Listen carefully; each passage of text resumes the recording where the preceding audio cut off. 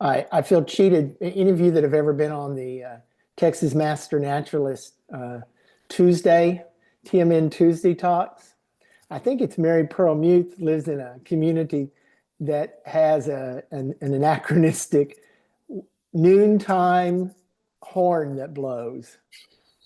And so that's the official start of all the TMN Tuesday calls when she can hear the horn blow in her town that's there. So we don't have that. So I'm going by my Garmin watch.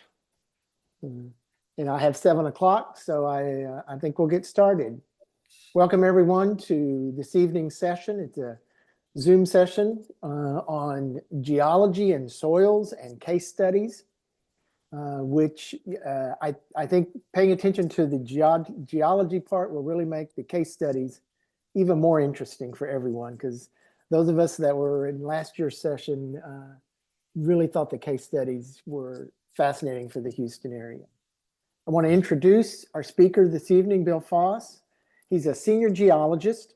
He works for Aptim Federal Services, and he's got 30 years experience performing environmental investigations and remediation for contaminated sites across most of the US. Probably the most important thing on his bio is that he got his Bachelor of Science in Geology from Texas A&M. Whoop. So, yeah, beyond that, everything else is gravy. So he grew up in Friendswood, so he's from the Houston area. Son of a geologist who spent the 60s training Apollo astronauts. So there's geology in his blood.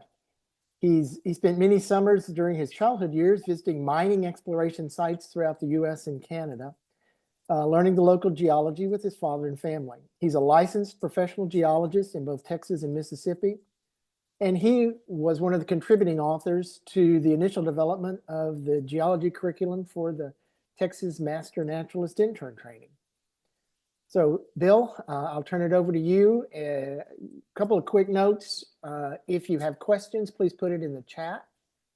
And when we have a moment, I'll ask the questions that are there. We're going to take a short break. Bill scheduled when we'll take a short 5-minute break. And then we'll take questions at the end. We will have a couple notes at the end for the next session. So Bill, it's all yours.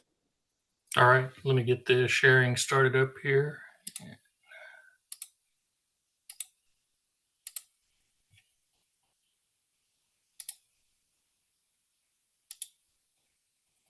All right, so can y'all see the screen well? Yes. Okay, great. So thank you, Michael, for the introduction. As he said, I grew up in geology with, I think I was about 12 years old before I realized that not everybody spent their summer vacations learning geology in far-flung corners of the world. But one of the things that I thought was funny was my father tried very hard to talk me out of it and make sure I really wanted to do it and wasn't just trying to follow in his footsteps. So he passed away a few years back, but I think he was actually secretly a little proud that I wanted to be what he was.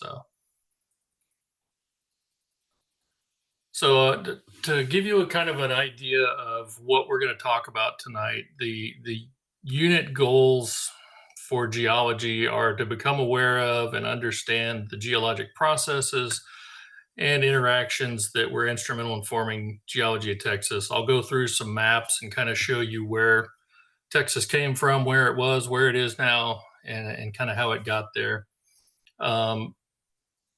Want to talk about the history again. I'm going to show you that graphically over the course of about 6 or 7 slides. I'll show you the landforms. I'm not going to get into detailed description of the various landform regions, but we'll talk a little bit about how those different landform regions formed and what the factors are that affect the differences. And then we'll talk a little bit about the hydrogeologic cycle, and I'm not going to get into all possible sources of water, but I'm going to talk a lot about water, and in particular surface water, because for the most part, because that's what's most influential in the Houston area and in the Gulf Coast area in general. And then for soil, they go into a lot of things. I'm not a soil scientist, so I'll tell you that up front. My goal for this is for you to understand the difference between geology and soil when you're doing research or looking for information about that. So what a soil scientist is mapping when they put together a map versus what a geologist is mapping have similarities, but we have a different scale and a different scope of what we're looking for. So just I'll go through kind of how to understand the difference between those. So first we'll talk about kind of big picture geologic processes, kind of how things function on a global scale, and then we'll get down into smaller scale processes and the things that influence how the geology around Houston and along the Gulf Coast is formed. So there's a big definition here of the scientific study, the origin, history, and structure of the Earth. We're not going to get into every bit of that, but we're going to talk a lot about kind of structure and history as it pertains to Texas, and then just in general how structural and tectonic forces factor into creating the landforms we see. So the big picture, and I'll show you this graphically in just a minute, but there's really three parts of the Earth. There's a core that is a molten nucleus that has likely to have a solid metal center, including radioactive materials as well. The mantle is kind of this large in-between layer, very viscous, semi-solid, if you will. And then the crust is this outer skin that we live on, and everything we know about geology is from examining the crust. We have not, to this point, found a way to get down into the mantle and actually see what we're seeing. So what we know of the mantle is what's either been erupted at oceanic rifts or mantle tapping volcanic hotspots, or through geophysical techniques, looking at it remotely and trying to make sense of what we see. So I'm going to give you the plate tectonic short course. This is 3 or 3.5 credit hours of college credit packed into about 3 or 4 slides. So forgive me if I make some generalities, if there's any geologists in the house or folks that have already had several geology courses. So for plate tectonics, when we talk about plates, when I mention the crust, if you think about the crust as a bowl of chili con queso, when they bring it out of the back and it starts to cool off and you get that little thin skin of solid cheese sitting on top, but everything below it is that still kind of gooey queso. That's what the crust is. It's a solid plate sitting on top of the semi-molten mantle below it. And the mantle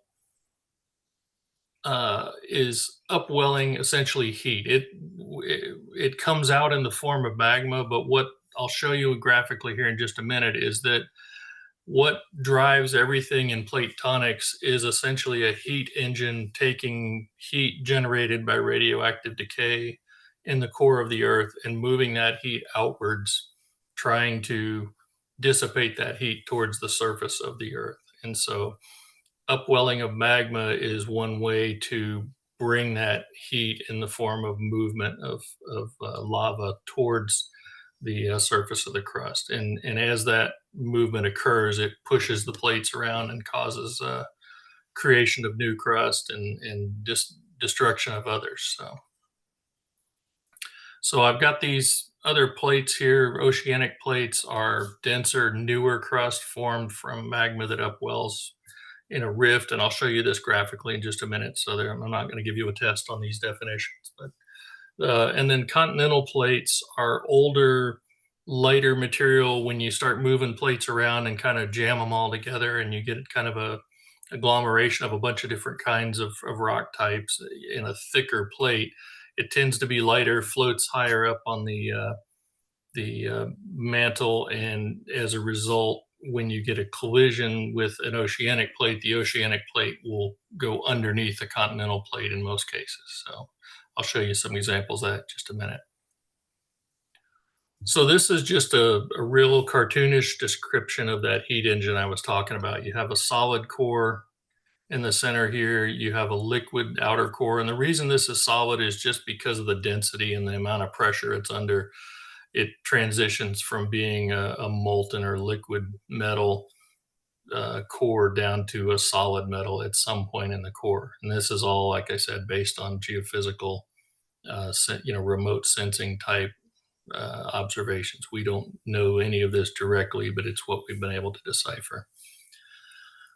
And then when you get to the mantle here, there's all this heat coming off of the core, and some of it will transmit through, typical, kind of radiational movement of heat through the material, but a lot of it moves in the form of upwelling of magma. You take a rock, you heat it up, and just like hot air in the Earth's surface rising and cold air sinking, you get hot magma moving upward. You get these cooled off slabs meeting over here, sinking back down in, and it eventually creates these kind of cells where you have a conveyor belt pulling this plate along and pushing it from the ridge. And then when it runs into another plate, one or the other plate will generally go underneath and what we call subducting, or they'll collide and make a big mess, as I'll show you in a couple of instances where you get, particularly where you get continental plates running into another continental plate. So the other thing, I'll show it differently here, I guess. So there's multiple kinds of what we call tectonic boundaries, basically plate boundaries where the plates interact with each other. Divergent boundaries, or what you'll hear me calling rifts, are areas where magma is rising up from the mantle, the crust is being pushed apart and moving in opposite directions away from each other, allowing that new magma to come up and form new crust. If you think about the mid-Atlantic ridge starting up in Iceland and running all the way down the Atlantic, that's a rift that is basically pushing the Atlantic apart. And then there's convergent boundaries, and I labeled this subduction, where you have two plates running into each other. Ultimately, one plate will be pushed underneath. And generally, when you have an oceanic plate colliding with a continental plate, the oceanic plate's going to go underneath. When you have two oceanic plates, generally it's just going to be how they collided and where the motion is coming from, and one of them will be subducted and the other one will stay up on the surface. And then there's transform boundaries, where you have one plate moving past another one laterally, but not moving towards it or moving away from it, just sliding past it. And the San Andreas Fault is a great example of a transform boundary where there's two plates moving in opposite directions. So people joke about California falling into the ocean, but what's really more likely to happen is to have Los Angeles become a suburb of LA or vice versa, because they're moving towards each other on opposite sides of the San Andreas Fault there. So that's an example of a transform boundary. All right, so let's look at this graphically, and I can point out a few things here. So this is a spreading ridge or a rift in the middle. This is a magma being erupted along this rift, cooling off into oceanic crust, moving laterally away. And if you think about this, could be out in the edge of the Juan de Fuca Plate along the Pacific, out in west of Seattle in that area. It can also be, you can think of it as out in the Atlantic, mid-Atlantic ridge. But I like using the Pacific for this because it makes it easier to kind of throw out what all these other things represent. Where you have oceanic crust subducting underneath continental crust, what the minerals and the material that is stable here under the bottom of cold ocean water at surface or near surface temperature and pressure, when it gets subducted down, it's subjected to a lot more heat, a lot more pressure. And what happens is you get melting of some of that material that rises back up in the form of magma to feed volcanoes, and it makes a volcanic arc along the shore of the continental plate that are near the shore of the continental plate under which the subduction is occurring. And if you think about the Cascades, the Sierra Nevada, that area on the West Coast, these are all volcanic areas that were formed by subduction of plate. And you think about the Andes down in Chile and that area down in Peru, that's another example of a continental-based volcanic arc resulting from subduction. So, and then moving in the other direction, at times we get hot spots where the mantle is starting to kind of seep through and expose, or erupt magma at the surface. And as the plate moves across that hot spot from the mantle, you can get a chain of islands. And so the Hawaiian Islands are a great example of that. The plate in the area of the Hawaiian Islands is moving to the north and west. And so as you move from northwest to southeast along the Hawaiian Island chain, you're getting younger and younger and younger. And the big island of Hawaii is the youngest current island right now, and Kilauea is the youngest volcano of the ones that are on the actual island. But there's actually a seamount that's to the south and east offshore of the big island that is another place where that magma from that hotspot is starting to come up, and eventually it'll either put more material, it'll surface at some point in the future, or it will create its own island off the shore of Hawaii. But that's what's happening there. Is you've got a hot spot with a plate moving over the top of it, and the hot spot is creating this chain of islands. And then when you get farther to the west, if you can picture this as over by Indonesia and in that area, you have oceanic plate moving underneath another oceanic plate being subducted, and you create that same island arc or volcanic arc you have over here, but in this case it's underwater, and you have the volcanoes rising up as individual islands, or multiple volcanoes to an island in some cases.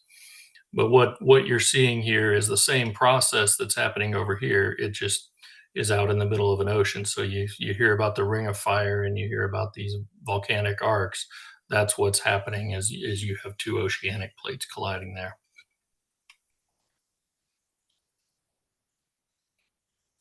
So before I move along, are there any questions on the tectonic side of things? Okay, so that was the big picture. The small picture is, what does all that mean for us at the level we're looking, where we live, where, what the processes that affect us.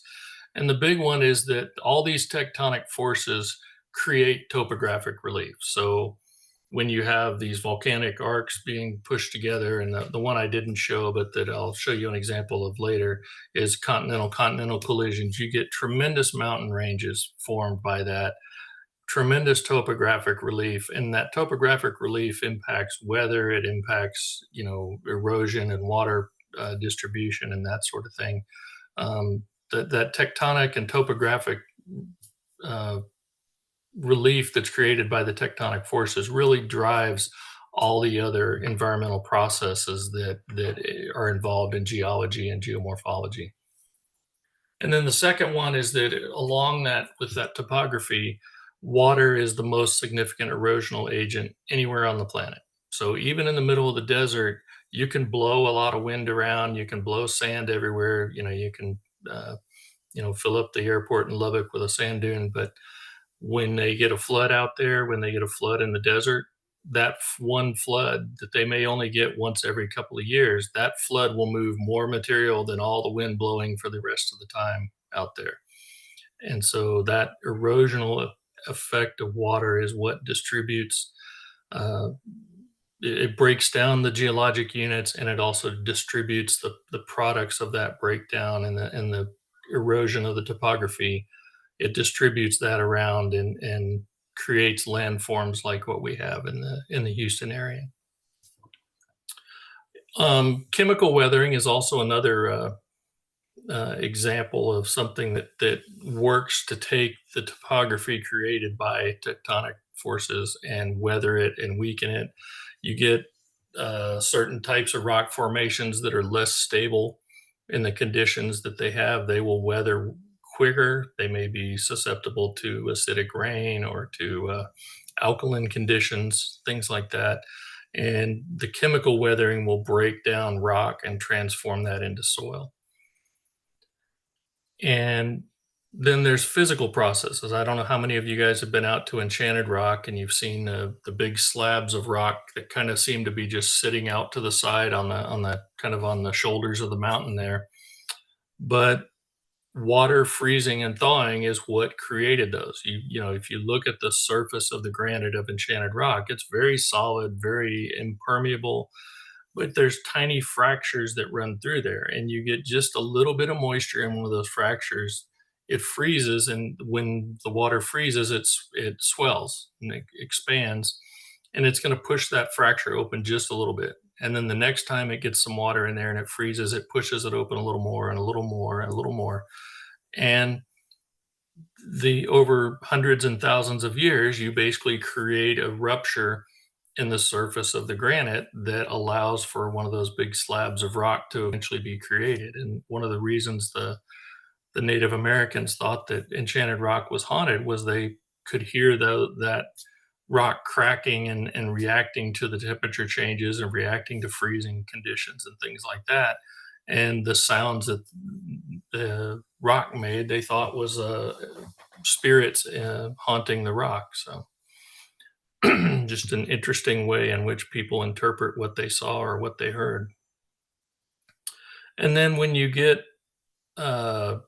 changes in temperature and pressure adjacent to rocks, when you have lava erupting through existing rock or through existing landform, that heat and pressure change, or when you put it under pressure of a tectonic collision, those can also transform rock types into different material and different and stronger, in some cases, rocks that are really what you have to think about it as is they're being transformed into a rock type that is more appropriate to the temperature and pressure conditions they're under. So it's unstable at a certain pressure and temperature, and so what it transforms into is a rock formation or a rock type that is more stable under those conditions. Okay, so here's the fun part where we talk a little bit about where's Texas been. It's think about where's Waldo. We can think about where's Texas, or in this case, where is North America. And these maps are made by radioactive dating of rocks, but also looking at the magnetic signature of rock formations formed during that time. And that magnetic signature it basically looks at or will show us what the magnetic field condition of the Earth was and where these rocks were in relation to the poles of that magnetic field at the time the rock crystallized from magma or whatever. And so this is Precambrian time, about 650 million years ago. And you can see there's this kind of big mass. This is all mostly oceanic crust. Very little in the way of land above water at this time, mostly Antarctica, a little bit of South America, a little bit of Central Africa, some India, Saudi Arabia is up here. And Laurentia, which is what becomes the continent of North America, is down here fairly close to the poles. The Amazon area, Amazonia, and West Africa, they're down here at the South Pole. Siberia is down there with them. So if you think about where we know these places to be now, there obviously has been a tremendous amount of movement over time. And the next few slides will kind of follow that movement through and kind of show us what's happening. Just to give you some indication of what the markings on here mean, this demarcation here with a couple of arrows going apart, that's a spreading center. So this area is moving this way, this area down here is moving this way, and we're creating new crust in the middle. And then where you see this line with a little triangle poking off of it, that means there's subduction of this area out here is moving underneath this area here. So we've got a big long subduction zone wrapping all the way around the south side here, and everything from here is being pushed kind of around the globe and into the other side of this landmass here. So if we move forward a couple 100 million years, about 150 million years to Cambrian time, this is when we have kind of the first fossils that start appearing.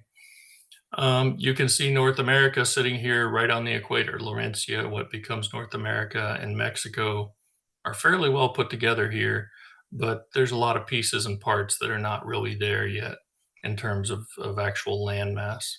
And then if you've heard of Gondwana land, the famous Reunite Gondwana land, this is basically everything else except Siberia, the Baltics, and North America is jammed together into one large mass with a subduction running all the way along it. You've got a spreading center here in the middle going in 3 different directions. And then everything else is stuck together here. Florida is down here, stuck onto South America, which is stuck onto Africa. So a lot of landmass jammed together, and as you see over the next few slides, that starts breaking up and moving around to reach the conditions we see today. So if you move into Permian time, this is if you think about the Permian Basin in West Texas, the rocks that are there are starting to form in the form of reefs and shallow marine environment. So limestones, shales, things like that, some sandstones.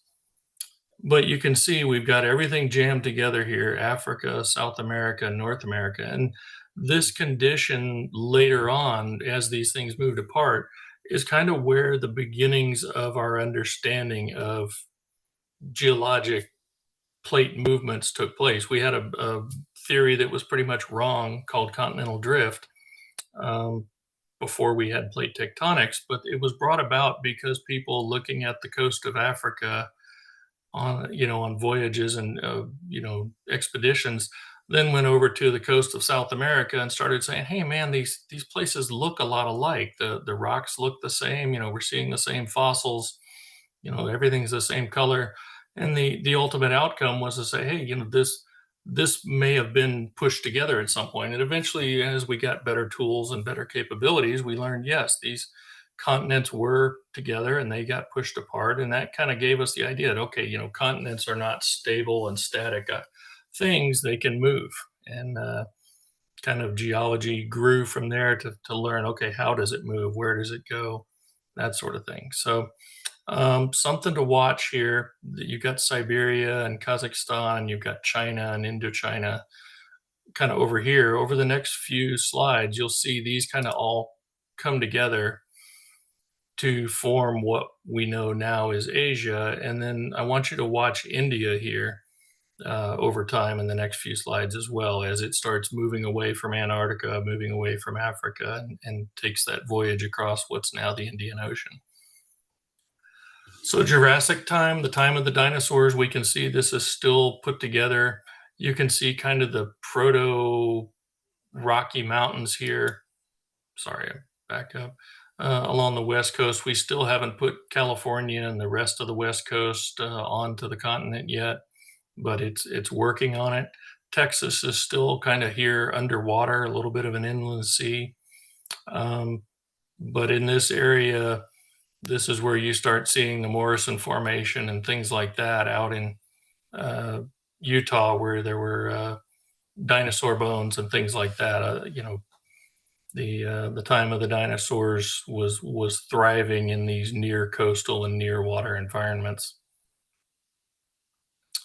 And again, you can see kind of all of Asia and the Urals and Siberia are all starting to kind of combine here into what becomes Asia. At this time, there's a spreading center here in the middle of what becomes the Indian Ocean. And then you have Arabia and you have India still down here. So you move forward to Cretaceous time. This is in the Texas, Central Texas and West Texas. This is the time of the Edwards limestone. It's a Cretaceous formation. The reefs out at El Capitan and out into the Guadalupe Mountains in that area, those are all marine reef formations that were formed during this time. So, we have this inland sea going all the way through North America that is essentially a shallow marine environment. You have limestones, you have some sandstones, you have, all the detritus being eroded off of these on either side are being washed into here and forming sandstones and other things in the form of alluvial deposition on top of the reef limestones and the marine shales that are there as well. And you can see we've started to get the North Atlantic River, or the Atlantic ridge running down between all these continents here, pushing them apart. The Gulf of Mexico, or I guess the Gulf of America, depending on who you're talking to, has started to form here.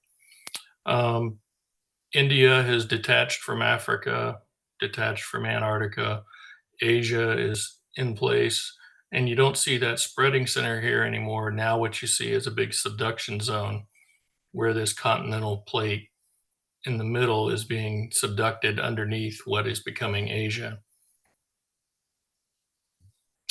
So moving forward to the Eocene time, about 50 million years ago, pretty much we're in the form we're going to be here in North America. I mean, there's little agglomerations, little changes as we get erosion of the central mountain ranges here, continuing to add material to the coastlines as the material erodes down and gets deposited along the coast.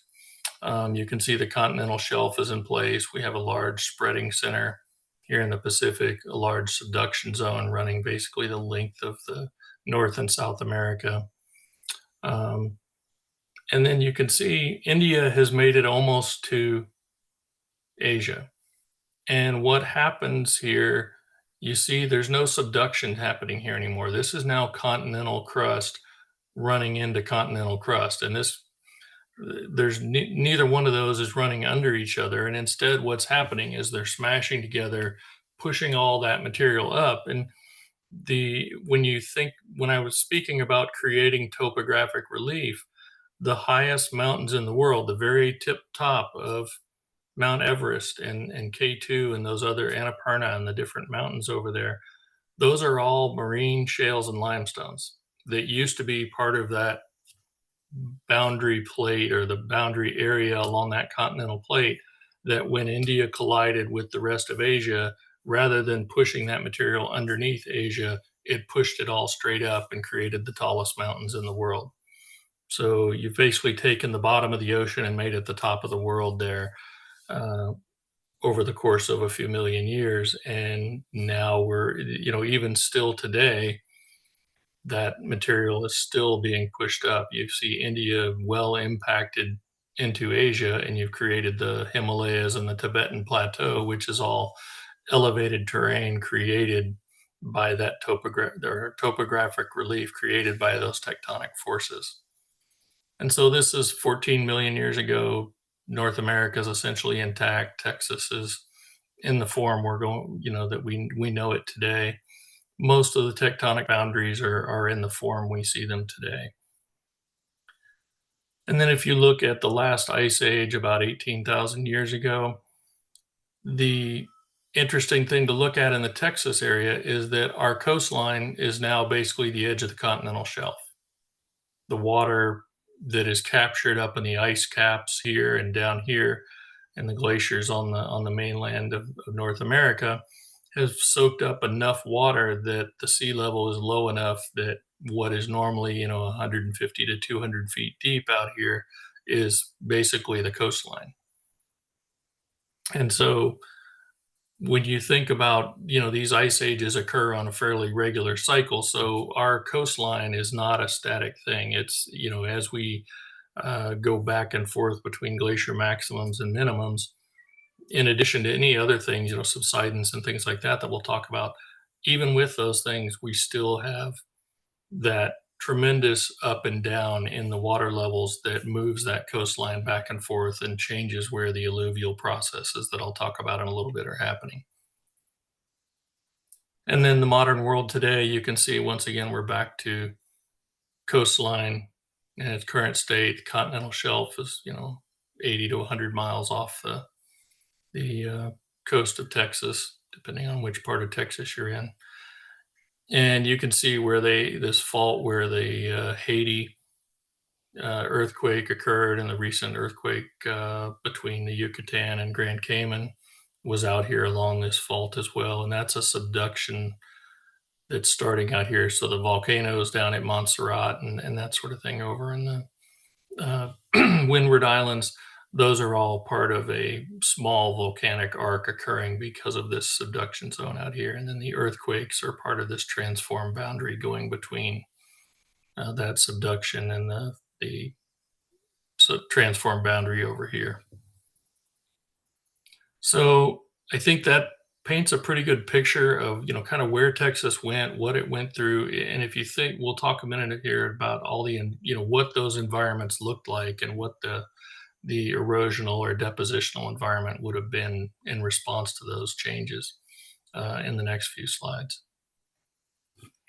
So before I get into that, I'm going to talk a little bit about ecological regions versus geology. So this map on the left has all of the ecological regions of Texas identified by Parks and Wildlife.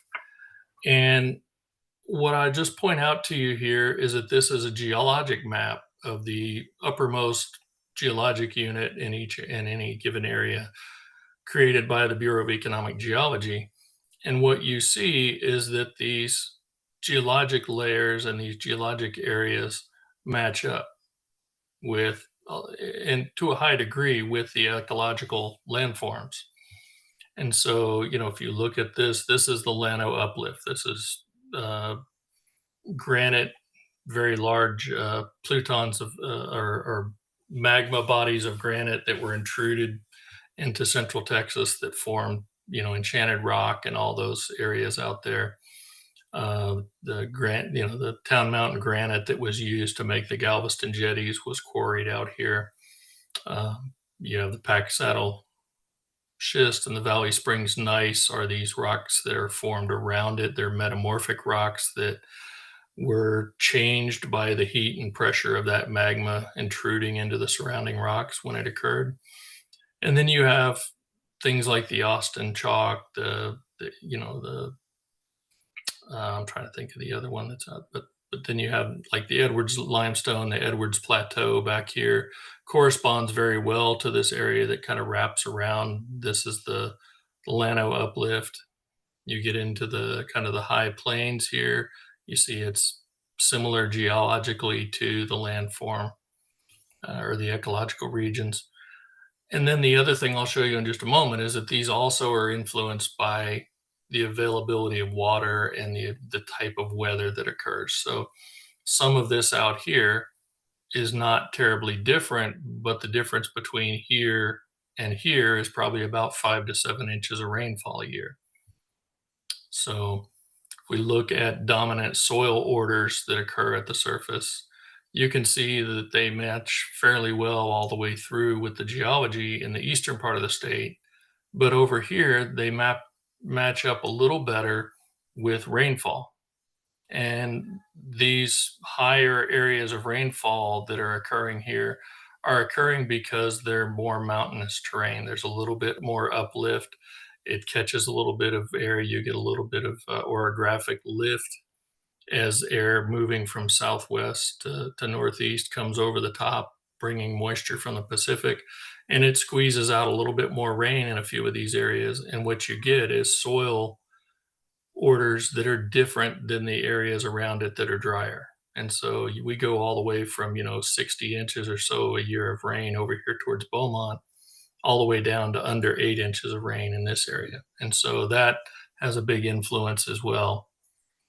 And the reason why there's that wide difference in rainfall is two things that are both geologically influenced. One is the Sierra Madre mountains that are down here in central Mexico. They block all but the strongest moisture flow coming across from the Pacific. So in years when we have a weak subtropical jet stream coming across from the Pacific, we don't get a lot of moisture coming across. When we have a strong flow, when we have a El Nino type flow or boundary El Nino, where we have that subtropical jet coming across from, Baja and Southern California area coming into this area, we can get a lot of rainfall in here. When we don't, this area is dry. But if you think about the counterclockwise rotation of low pressure systems that come in from the west or come in from the north with our fronts, those systems that are trying to pull across dry central Mexico here for this area are able to tap into moisture down in the Gulf of Mexico here and bring that moisture up to into central and east Texas. And that boundary line of where you get that rain and don't get that rain typically falls right around the west side of San Antonio, around the Balcones Escarpment. You get west of that, you're getting into the edge of the desert terrain. And in any given year, I did a study one time for a client that we were working with around San Antonio, and found that you could pretty well map out the rainfall in San Antonio or in western San Antonio based on the El Nino Southern Oscillation Index. When you had a strong El Nino, you got more rain west of San Antonio. When you didn't, that rain line moved to the east of San Antonio, and San Antonio and especially parts west got quite dry. And when you start looking at normal, quote, rainfall, what our normal rainfall is, San Antonio very rarely actually got normal rainfall. It was far more likely to be 5 to 10 inches below normal or 5 to 10 inches above normal than it was to be within 5 inches of normal. So there, the notion of normal rainfall, in this boundary area is a little bit misleading, because normal is either very dry or very wet. That kind of intermediate point is not something that we see very often. Okay, so I said we'd talk a little bit about the hydrologic cycle, and I'm going to put in a cough drop just because I'm working from home. I don't get to talk all this much that often. So, but the hydrologic cycle is basically the recirculation cell of water moving through our lives, if you want to think of it that way. And this is not a cartoon meant to be any particular area, but it actually does a fairly good job of mimicking the Balcones Escarpment west of Austin, New Braunfels, San Antonio, in that area, where you have a highland up here that has water falling into a recharge zone, running off, recharging the aquifer, running down to places like Canyon Lake and the Highland Lakes out west of Austin. And then when you get to the east side of the cities and east of the escarpment, you have relatively small topographic changes, rolling hills. But what I want you to see here is that this recharge coming in here through caves, through, this shows mine shafts, but this could just as easily be karst formations on the up northwest of San Antonio. Bracken Cave and all of that area is just full of the whole area is full of caverns and caves and open karst features where water can move very rapidly into the subsurface from the surface. But we're pulling water out where this stuff comes into springs, into the rivers, where it comes into our lakes. But we're also recharging to some degree the areas under the lakes. We're recharging where we have stormwater retention basins and leaky sewers and septic systems. That's all going into shallow groundwater. We have water wells pulling, in some cases from shallow, some cases from deeper. We have irrigation and fertilization happening. We have manure spreading. The big new challenge now is that a lot of the biosolids that have been used for fertilization on a large scale in some places have been found in many cases to have the forever chemicals, the perfluorinated and polyfluorinated alkyl substances. People call them PFAS or forever chemicals because they don't break down very well. But what I'm trying to point out here is that the water that falls up here and the water that comes out in this water tower, the water that gets potentially contaminated by fertilizing and pesticides or septic tanks is all the same. This rainfall is the same as what's coming out down here. It takes varying amounts of time, may take days, may take hundreds or even thousands of years to move from one place to another, but it's all the same. So we have a precious resource.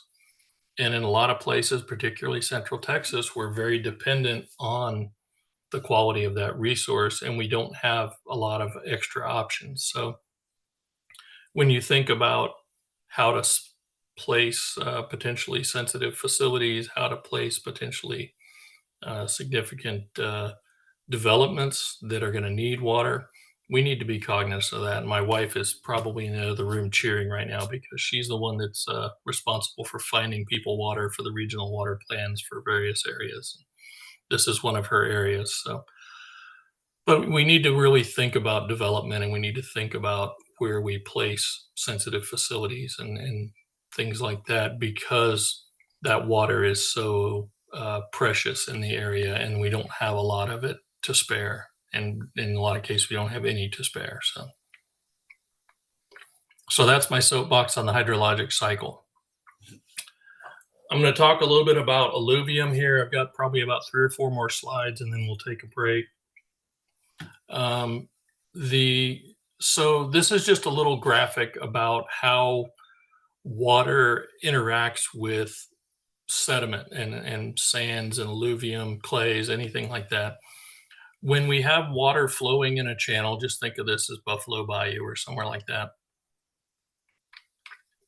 When it's under normal flow levels, moving slowly or moving moderately, it's going to carry a small amount of sediment in it. But for the most part, when we see Buffalo Bayou looking kind of green or kind of greenish brown, it's mostly algae and very fine clay minerals. There's not a lot of sand being carried by Buffalo Bayou on a daily basis.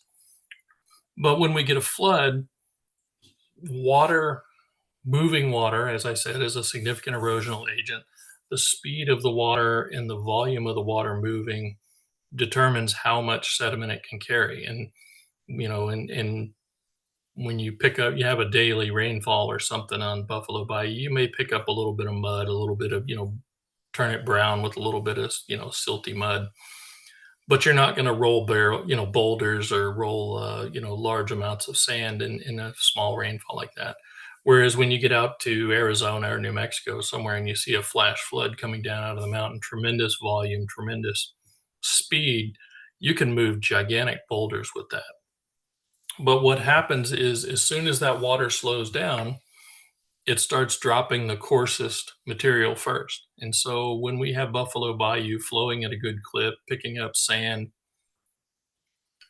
maybe even some gravel, definitely clay, silt, when it comes over the top of the bank and runs into the trees, runs into the houses, runs into the buildings and whatever other infrastructure we have, and slows down as it comes out of this fast moving channel and comes over the side, you deposit a lot of that coarsest material, a lot of sand, a lot of gravel right along the edge there. And then as you go farther away and slow down even more, you start depositing the clay and the muds and things like that. So what you build over time is kind of a natural levee that forms along the edge of the bayous and along the edge of the rivers.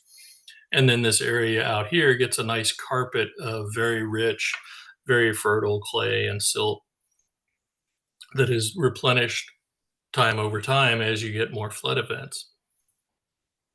So keep that in mind when we go forward and start talking about what we do to try to control some of these floods and control some of these river channels. But the main message of this is that moving water picks up coarser material the faster it goes, and as it slows down, it drops that coarsest material first, and then as it slows down more and more, it drops the finer grained material.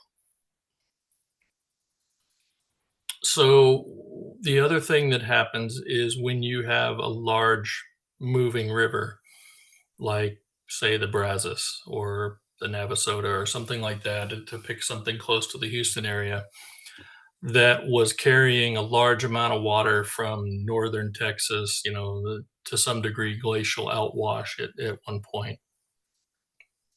you create this large, wide channel that is the floodplain that we just talked about with those levees along the edges, and then the main channel, which is going to meander back and forth.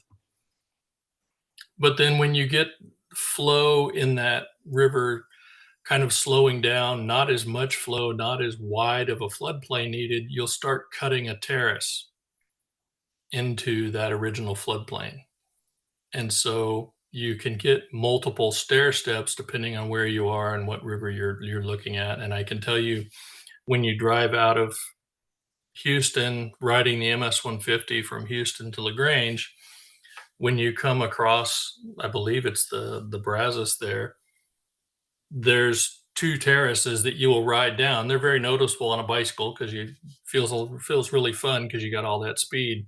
But then you hit the other side of the river, you go over the bridge, and about a half mile on, you'll come to the town of Burley, and that's the first big hill, and that's where you learn where everybody in the MS-150, whether they were practicing climbing hills or not, because about half of them will be hopping off their bikes to walk, or very sullen about the change in terrain. But it's a very good place to drive through on 159 out there to see this difference, where you can see this terrace that was cut and you can see the different levels of the floodplain as you go out there. And then the other thing to understand about how flowing water works is when you have a stream, say Buffalo Bayou or San Jacinto River or Trinity River, flowing down towards a stationary body of water. This can be a lake, this can be the bay, this can be the Gulf of Mexico. You just won't get me to start saying Gulf of America. I apologize if anybody wanted me to, but I'm so used to saying it, I'm not going to change right away. So, but what happens is, again, as it hits that slow moving water, it tries to drop that sediment load that it's carrying. The speed with which it's moving forces it to drop that sediment here, but the water still has to find a way through. So it'll kind of plow these little channels through that are called distributary channels. And over time, they start kind of pushing out. But then when you get to the mouth of this channel, the water flowing in here is going to try to drop some sediment. And it may back up, and for a while, it'll flow down this channel instead. And then, maybe this one gets plugged up and it backs up and moves over here. And what happens is you get this kind of almost a lawn sprinkler effect of this moving back and forth and kind of aiming the sediment gun at different parts. And you build a delta, you build this wedge-shaped mass of alluvial sediment that's been deposited out of this stream. And it's a very natural thing to keep seeing kind of flooding of material coming out of these distributary channels, replenishing this area in between, filling in these areas. And this material, when it's deposited, is very loose. It's not compacted at all. And so over time, it's going to settle, it's going to subside as the more material gets stacked on top of it. And so it's constantly sinking. So what keeps it stable is the constant replenishment. So when we get into some of the case studies in a little bit, we'll kind of talk about what happens when that replenishment is turned off and what happens to the terrain when you take away that natural replacement of material. Okay, so this is the last slide on kind of coastal terrain, but this is just another way to look at what happens in these distributary channels. If you think of this as, Trinity River and San Jacinto River or whatever coming into Galveston Bay or coming down to Galveston and coming to the shoreline, what happens is, remember, that fast moving water drops out the coarse sediment first.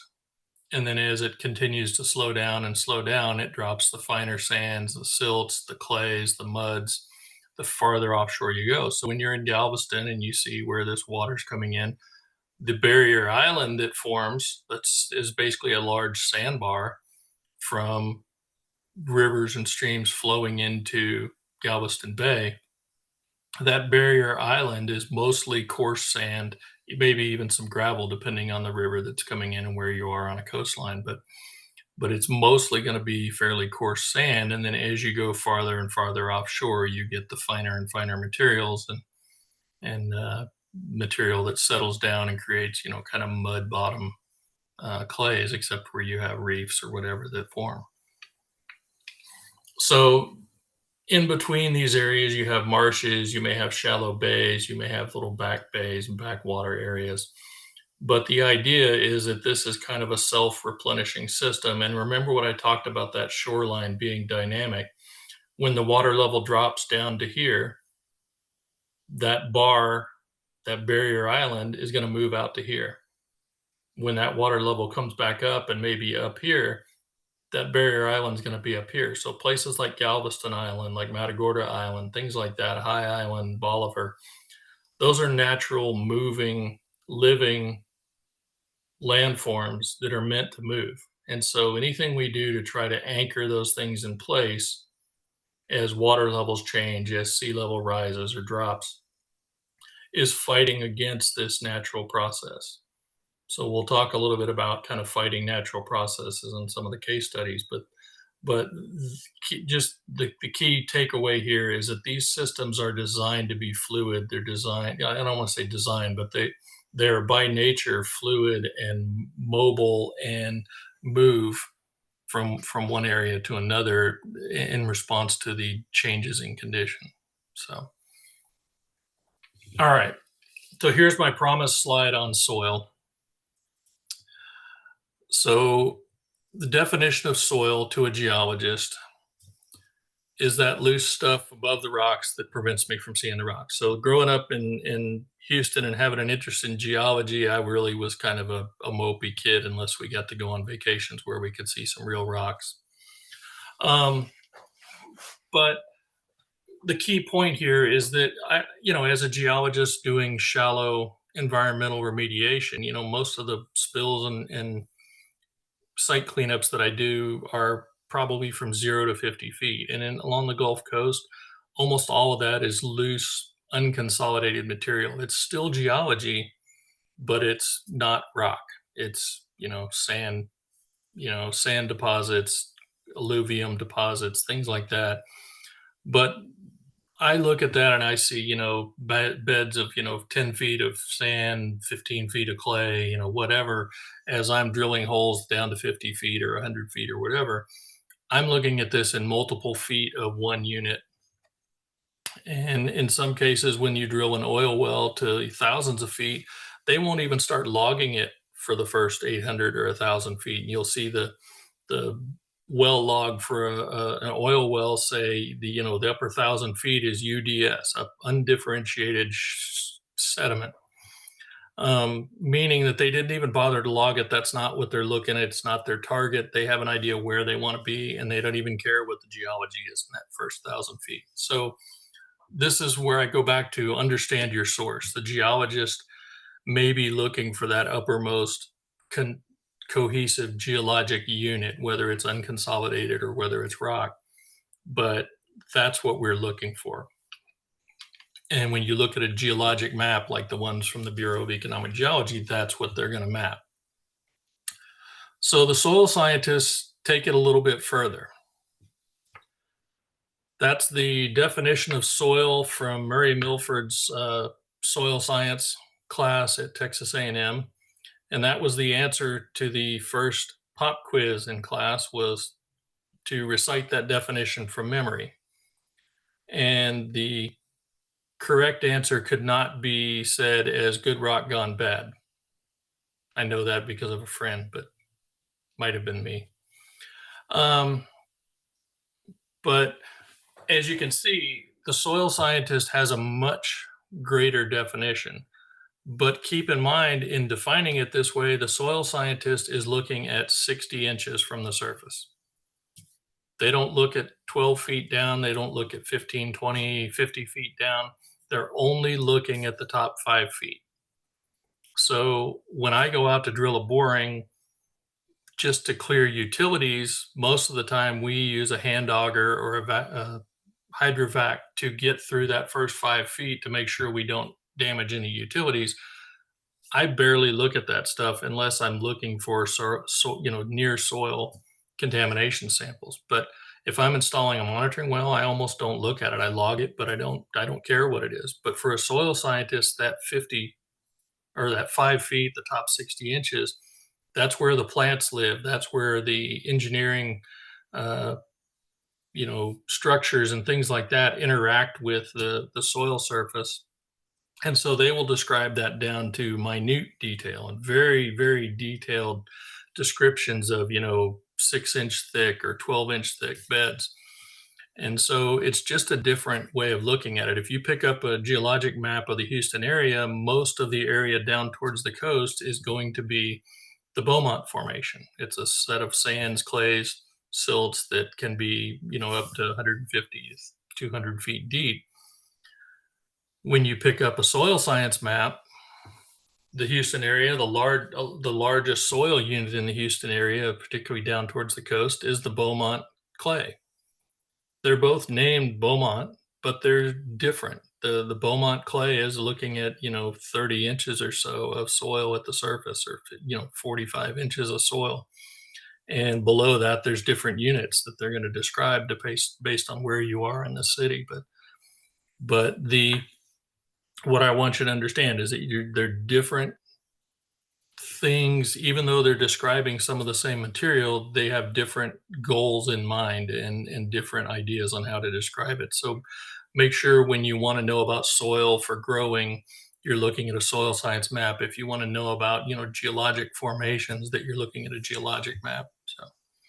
So that's my spiel on soil science. I think the soil chapter in the curriculum does a great job of kind of describing the detail level you need, but not being a soil scientist, I don't try to go further than that. Okay, so last couple slides, this is just kind of a positives, negatives. What does geology do for us here? So one of the positives, we have a large salt formation called the Luan Salt that formed back, I believe it's Triassic time, and it was basically evaporite salt beds. It's kind of like what they have out, White Sands, that area, or out towards, the West Texas, that sort of thing, where you had playa activity, a lot of salt, a lot of evaporation leaving behind salts, created a very thick bed of salt that then creates salt domes that can create traps for oil and natural gas as the salt rises through the overlying layers. The salt domes can also be used to store gases and liquids, including the Strategic Petroleum Reserve in a number of places along the Gulf Coast. So that has been a big economic driver based on geology for the Houston area.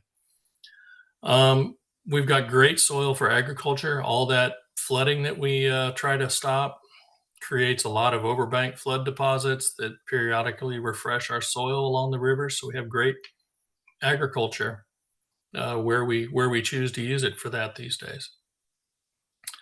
And then, as I mentioned before, we have barrier islands. We have, Bolivar Peninsula, Galveston Island, Matagorda Island, Mustang Island, things like that, Padre Island, that are all along the coast, protecting our ports, protecting our bays, creating, safe anchorages for ships to come in and conduct commerce along the coast. So what about some negatives? We have subsidence and faulting. So I mentioned that all that material that's deposited along the coast and deltas and things like that is constantly subsiding, constantly falling. So what you see when you look at a map of faulting in the Houston areas, there's a series of faults that are parallel to the coast, basically facing, basically match the contours of the Gulf. And that's that sediment closer to the Gulf trying to basically slide away and compact down into the Gulf. And it creates very small faults. These are not tectonic faults. They're not deep, structural faults that are going to cause earthquakes and things like that. But the differential settling of those can cause damage to infrastructure, cracking of roads, cracking of structures built over the top of them. We also, around the boundaries of these salt domes, where that salt is still rising up, you get radial fracturing or faulting occurring around those, and you can see that as well. And then where we pump oil and gas, where we pump groundwater out of the shallow subsurface, we have created our own subsidence. And I'll show you some of that in the case studies. And then who here has had a foundation crack? There's two kinds of foundations in Houston, one that's cracked and one that's going to crack.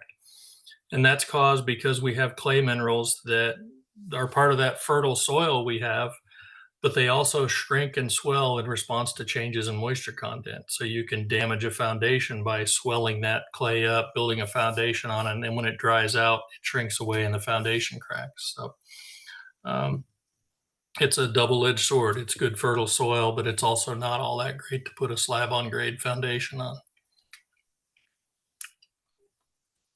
All right. So the proximity of the Gulf is a great positive for us. Gives us rainfall, humidity that is good for agriculture. It buffers our temperatures, keeps us a little warmer in the winter and a little cooler in the summer, the closer you get to the coast. But it's also a negative because, again, it increases humidity. So, yeah, not always the best when you don't want it. Also increases rainfall, makes us susceptible to hurricanes and flooding at times. So it's a double-edged sword a little bit to be this close to the Gulf, but it is what it is. So let's take a 5-minute break. Michael, you want to set a time? I think I've got about 8:05. Yeah. Why don't we come back at 10 minutes after? Is that enough time for you, Bill? Yeah, that's fine with me. Okay. I'm going to go run this cat off that's standing behind me crying at the door. So, So we will start up again at 8:10. Okay. So what I've got put together for the rest of this talk is a series of what I just call case studies. Basically, how is geology affecting something in the Houston area for positive or for negative, and kind of how have we dealt with it over time as Houston has developed and grown. And I don't, it's not just strictly limited to Houston. There's one for kind of down towards Galveston and one that's over towards dealing with the Mississippi River. So the first one I'll talk about is ground subsidence and faulting in the Houston area. This is a photograph from like the Baytown area, just east of Exxon Baytown Refinery, Goose Creek oil field from the 1900s. And you can look and see how dense those oil wells were. And understand that most of these wells that were drilled back then were, hundreds to maybe 1,000 or so feet deep. There were very few wells going very deep back then. So most of this was oil and gas being produced from very shallow wells, very close to the surface. And this is a photo from roughly the same area from sometime in the mid 1970s. And I can remember driving, my grandmother lived in Beaumont, and we would drive past this every other weekend. And I always looked out there and thought, some of the ones out in the water, you could almost walk from well to well because they were so closely spaced and so, developed together like that. So tremendous amount of oil and gas was produced out of this area, starting back in the early 1900s, moving all the way through, the 70s and 80s. And the effect of that, along with some other things, is a tremendous amount of subsidence. So you pump that much material out of the subsurface, the sediment and the soil and the units that it's in are going to shrink and collapse and settle down as that oil, gas, and everything else that's creating the pressure in there, as that's removed, it sinks and you get subsidence. And in the Houston, Galveston area from 1906 to about 2000, there's areas where we've had more than 10 feet of subsidence. So that Goose Creek field is right about here. That was the Brownwood subdivision. I think it was built in the 70s or 80s in Baytown. That is now the Goose Creek Nature Center because it settled down and subsided so far that it was flooding all the time. And so they eventually bought it out and built the Nature Center there instead. But this is Exxon Baytown. A lot of that is plant process water being pulled for use in the refining and petrochemical use there. This is Texas City down here, similar thing, a lot of processed water, some oil and gas pulled out, but also a lot of processed water pulled from shallow groundwater aquifers. This is other plants along the ship channel here. You got 10 feet of subsidence here. And then this is one of the groundwater wells or groundwater treatment plants for the city of Houston. I think it's on Clinton Drive. You can see a little unit there. And then up here in Jersey Village, there's another 7 feet of subsidence where they had a number of groundwater wells as well. So basically, think about Hurricane Ike coming in the Kemah Boardwalk area. What would that area have looked like if it had been 5 to 6 feet higher when the storm surge came in? So this is an issue of flooding. It's an issue of, protection from storm surge, protecting critical infrastructure along the ship channel. And so for this reason, that's why the Harris-Galveston Coastal Subsidence District was created, was to minimize that and they created a permitting system where anybody wanting to drill a well had to get a permit for commercial use to keep people from just continuing to pump unlimited quantities of water. Now, most of the residential water in Houston is coming from Lake Houston, including way over here on the west side. They built pipelines all the way around from Lake Houston, and there's water towers out here, and pretty much everybody on the west side of Houston is now drinking Lake Houston water. And down here, you're drinking Brazos River water and things like that. So this is a solution that has basically taken as much as possible these areas down here off of, or at least significantly reduce their use of groundwater to minimize the ongoing subsidence. But there is still areas of subsidence occurring, and it's always going to be a challenge in this area because this whole area, Galveston, Southeast Houston, Clear Lake area, it's all built on alluvium, so it's all constantly settling anyways. But when you accelerate that with withdrawal of groundwater, oil and gas, it just creates that much more. And so the second part of that is faulting. And I mentioned this earlier. There was my father, as I said, worked for NASA training the astronauts for geology for the Apollo missions. And he worked with a gentleman by the name of Ewell Clanton. And when the Apollo missions were winding down, my dad left to go be a mining geologist, and Ewell stayed behind working for NASA. And they launched something called Landsat. And he started looking at Landsat images of the Houston area and realized that you could see these faults on Landsat. And so he started creating some maps, and this is one of them. This is Hobby Airport, 45 comes down somewhere kind of right in the middle here. This Ellington Field, Clear Lake, NASA is over here, Friendswood's down this way. And you can see there's oil fields around the boundaries. This is a salt dome that's basically right in this area. And there's oil fields all along the rich sides of that. And there's faulting all around it. And then some of this over here is faulting that's just settlement faulting from the alluvium, as I mentioned before, kind of settling into the Gulf of Mexico. And so he mapped out all these faults and said, hey, I can tell you where the faults are here. Now when we go to develop these areas, he went to the city managers and the developers and said, hey, we can see where all this is. You guys should stop building infrastructure on top of these faults. I've got great maps for you. And they all were so happy with Ewell that they said, shut up. We don't want to see this. You're going to ruin our marketplace. You're going to, nobody wants to talk about faults in Houston. We went to NASA and said, can somebody shut this guy up? We don't need to be talking about this. And the folks at NASA came to Ewell, because it was a very political agency at the time, and said, Ewell, find something else to do. We don't need to rile up the politicians. We don't need the city leaders at our throats. So just find something else to do. And so Ewell eventually let it go and went and found something else. And meanwhile, we built a whole bunch of infrastructure and homes and everything else along faults when we didn't have to. And so in 2006, the Harris County Flood Control District won an award, won first place and best overall in a GIS map competition. The text associated with it said the purpose is to make the population of Harris County aware of geologic formations and active fault lines present in the area, enabling homeowners, developers, local government agencies, blah, blah, blah, to determine the best place to put their infrastructure.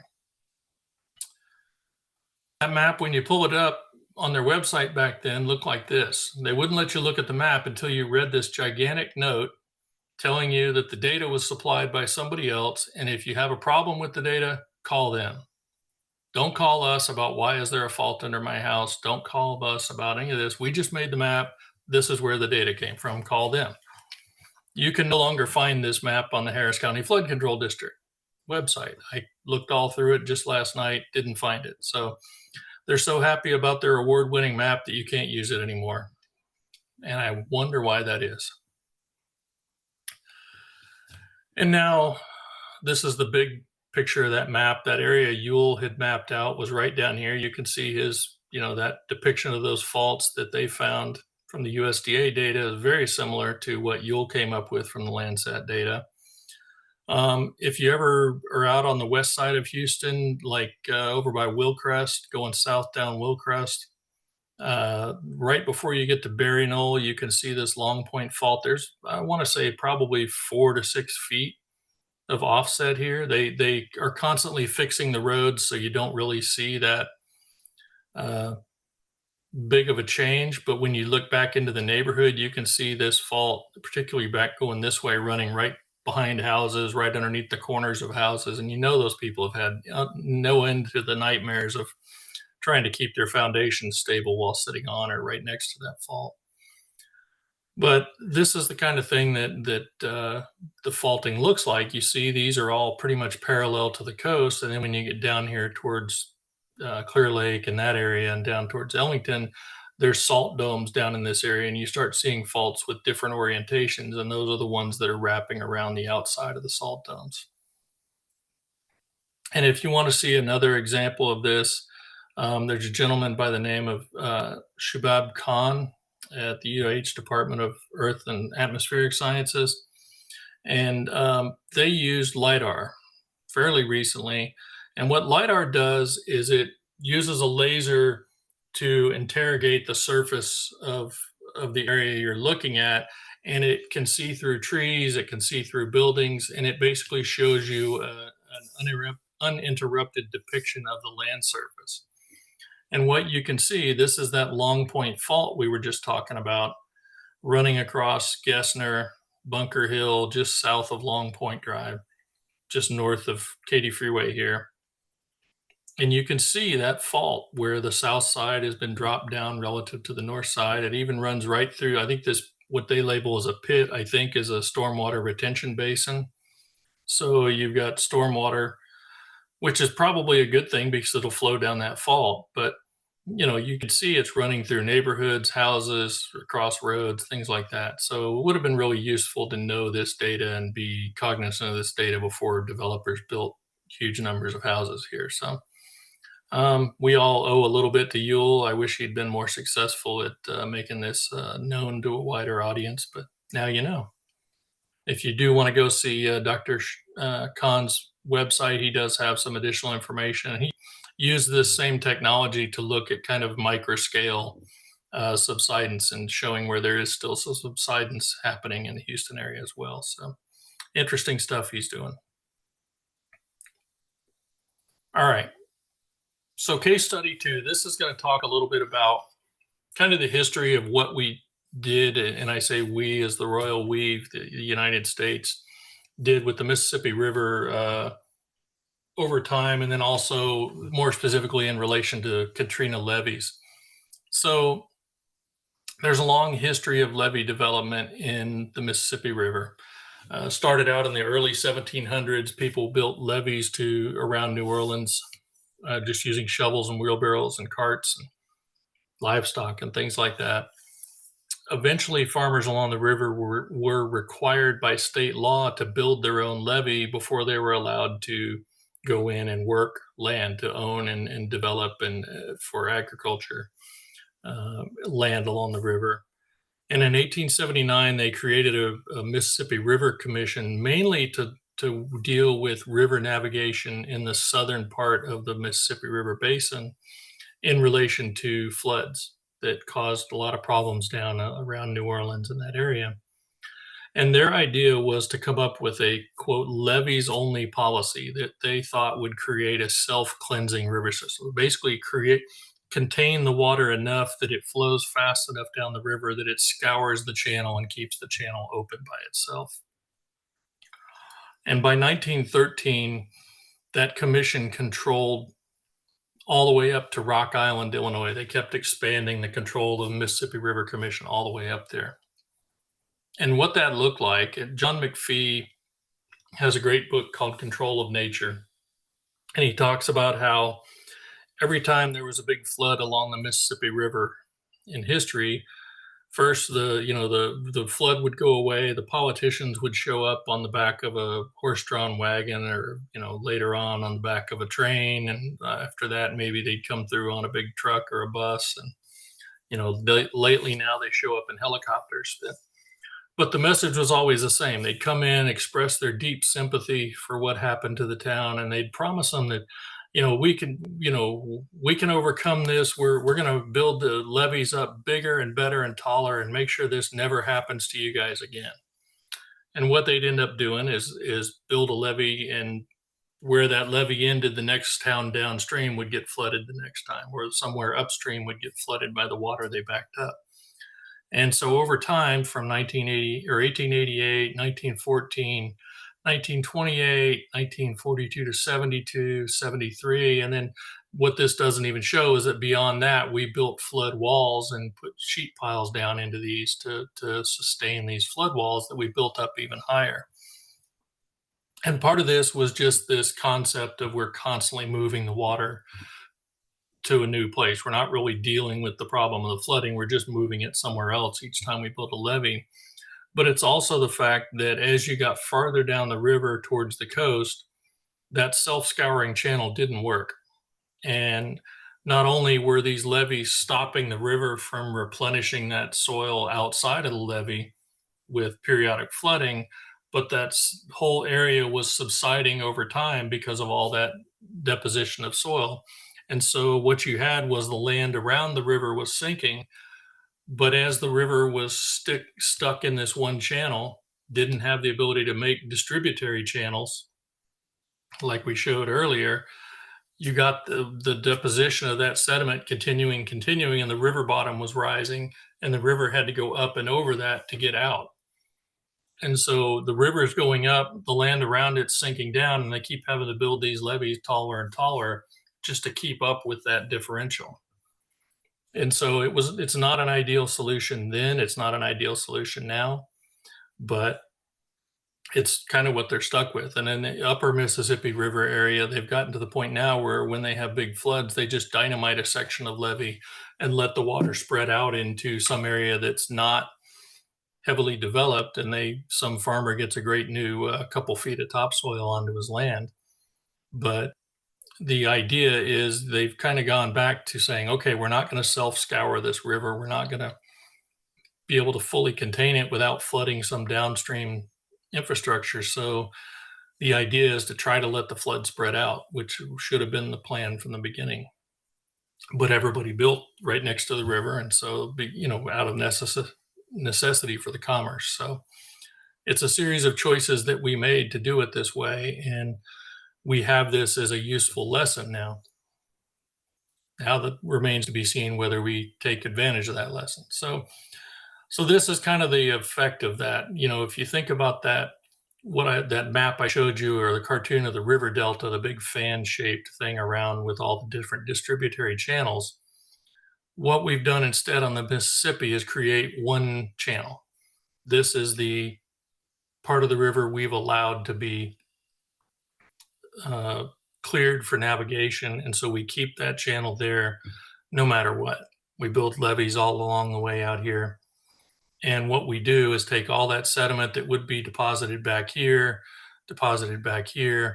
protecting New Orleans with marshes and developed wetlands and natural levees in the middle, And instead, all this area out here is sinking because it's being starved of that overbank deposit of sediment from flooding. And instead, all that sediment is coming out here to the end of this, blowing out into the Gulf of Mexico. The sand gets deposited almost right away. The mud stays in and floats along and makes Galveston and Beaumont and everywhere else a nice muddy beach instead of a nice clean sandy beach like they have upstream in Florida. But the other thing it does is all those nutrients, all that topsoil that washes off up in Iowa and everywhere else comes down the river that would have been deposited out here into these marshes and replenish these marshes with nutrients and fresh soil. All that nutrient mass is instead coming out here into the Gulf, and we have a giant dead spot in the Gulf because those nutrients, instead of growing marshes, they grow algae and bacteria that deprive the water of oxygen. So we have a big dead area off the end of the Mississippi River in the Gulf that's in large part from excess nutrients coming out of the drainage from the Mississippi River. So it has very far-reaching effects beyond just the changes in the flooding in the local areas where it's used. And then this is just a quick example of how did geology affect Katrina. This is the Mississippi River down here. This is Lake Pontchartrain up to the north, and New Orleans in between has a number of these canals that run between the two. And the one I'm going to focus on is this 17th Street Canal. It has levees on either side of it. And you can see this is the depth of flooding that occurred during Katrina. And you can see up to, 13 to 15 feet in these areas closest to the lake up here. So tremendous amount of flooding caused by breaches of the levees along these canals. And anybody who was around watching TV at that time may remember these scenes of seeing the Corps of Engineers and the Army trying to drop sandbags into the breaches to try to stop or at least slow down the water flow. And everybody looked at these and, you see this flood wall sticking up and you don't see it out here. And everybody's thought was, oh, well, the flood wall just got pushed over by the water, right? That's not what happened at all. So if you look here at this area back here, this is part of the levee berm that was right here. It's still intact. If you look at this picture, you can see that same levee berm. You can see the wall still upright. And a big section of levee here has been pushed back 49 feet, but didn't topple the eye wall, right? It's still standing up. It says toppled here, but it's not. So what happened? When they went to put in these eye walls, they went to put in these higher walls, they had to put a sheet pile down here because they knew the extra water they were going to contain behind this thing had the potential to push water through this marshy zone down here and basically weaken the structure behind this levee. So what they were trying to do was go down and put a sheet pile into this gray clay.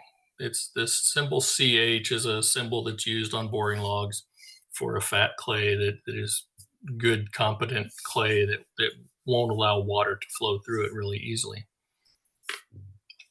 And the problem was at this particular location, boring B64, which was right where this break occurred, on the drilling log, there was what they called an intermixing zone, where they labeled it as gray clay CH with interbedded marsh material or something to that effect. And so what happened is somebody who didn't understand the geology was looking for that CH. They were looking for that symbol. When they saw CH there, they said, okay, we can put the sheet pile right into that layer here. And what happened is instead of getting down into this stronger material, they were in this intermixing zone where there was still weak material in between. There was still marsh that would allow water flow. And when the water level was raised up to almost 10 feet above the previous top of the levee, it was enough to push water underneath that sheet pile through this intermixing zone, lubricate this weak stratum back here, and the entire levee basically slid backwards like it was on a conveyor belt. The pressure of that water pushed the levee back 50 feet, just simply because it was lubricated underneath by the water that flowed underneath it. And the only reason it flowed underneath it was somebody misread the boring log and didn't understand that they needed to put this sheet pile about, what's that, about 8 feet deeper. So think of how much life was lost, money was, people's livelihoods and their homes were lost simply because we misread a boring log when we were building this infrastructure. So keep that in mind going forward. We'll talk about that kind of concept again. Okay, so we got a big bunch of questions right after Harvey, people asking me, why is there so much sand in Buffalo Bayou? Why, where did all this stuff come from? And, people talking about, oh, the sand mining up in Kingwood, caused all these flooding problems and things like that. And what was really happening for the most part, I mean, the sand mining did have some impacts, but for the most part, what was happening was we had more water moving faster than it had ever flowed in most of these watersheds before. And it picked up sediment from places that had not flooded before and put it all into the water and moved it. And in a couple of instances, there were places where what happened? Your water slows down. What happens when the water slows down? You drop all that sediment back out, right? So the focus area I'm going to show you is White Oak Bayou, which is right here coming down 290. Coming down to I-45 and then into downtown right here. And then Buffalo Bayou, which drains this whole watershed of Addicks Reservoir, Barker Reservoir, and then Buffalo Bayou here, meets White Oak Bayou right here in downtown. And both of these areas, had 40 plus inches of rain over a couple of days and tremendous amount of water coming out of the reservoirs, coming out of the drainages here, and moving a tremendous amount of sediment down towards downtown. So here's a aerial photo showing White Oak Bayou coming down right into downtown here. This is U of H downtown right in this area. And then Buffalo Bayou comes in, kind of skirts around the northwest side of downtown, meets in that same area, right? And then if you look right here, what's below it? Got two major watersheds completely full of water coming in, really narrow, right? So this is White Oak Bayou during Harvey, looking right down towards downtown.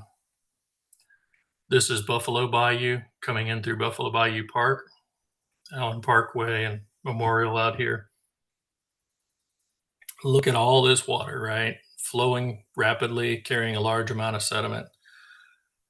And then here's that confluence looking downstream. Where's that water going to go? Nowhere, right? I mean, there's just one channel it can flow through here, but there's buildings, there's, big levees, there's, huge structures. Water's not moving through these at fast. So everything that's behind it is going to slow down and back up. What happens when it slows down? It drops the sediment load. This is Buffalo Bayou Park, where the walking paths and things were. There's a park bench. All that sand that was carried from Addicks Reservoir and everywhere else out there, when that water slowed down in the park, this is what happened. So it wasn't, sand mining that caused it. It was just a tremendous flow of water that had nowhere to go. And same thing was happening up in Kingwood when you had tremendous amounts of water coming down, running into Lake Houston. Suddenly it didn't have anywhere to go and it slowed down, and you got some similar effects happening up there.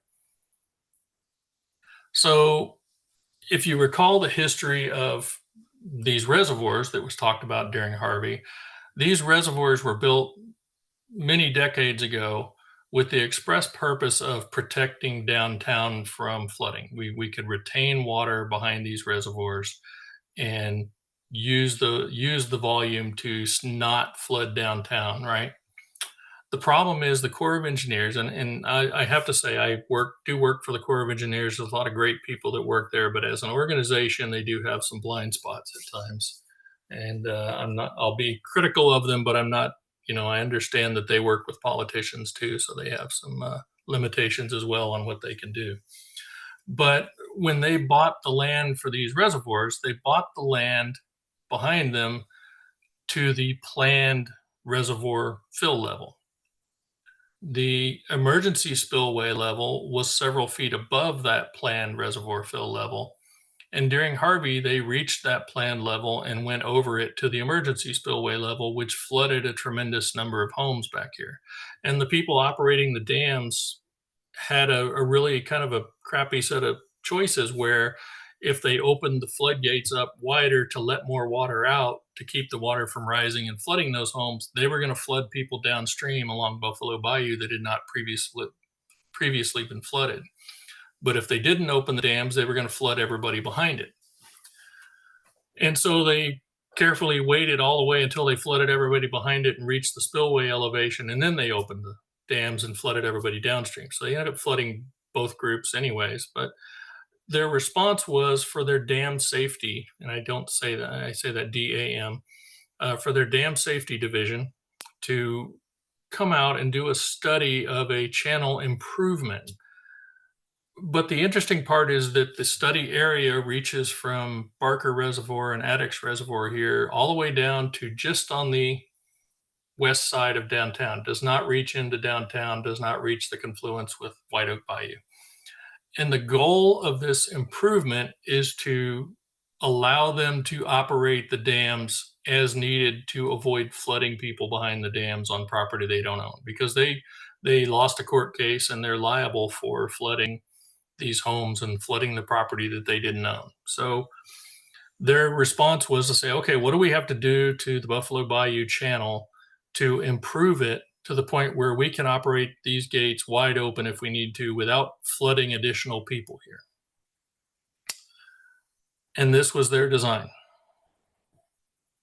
Several hundred feet wide. I think it's a 70-foot bottom channel, 30 feet on the tops.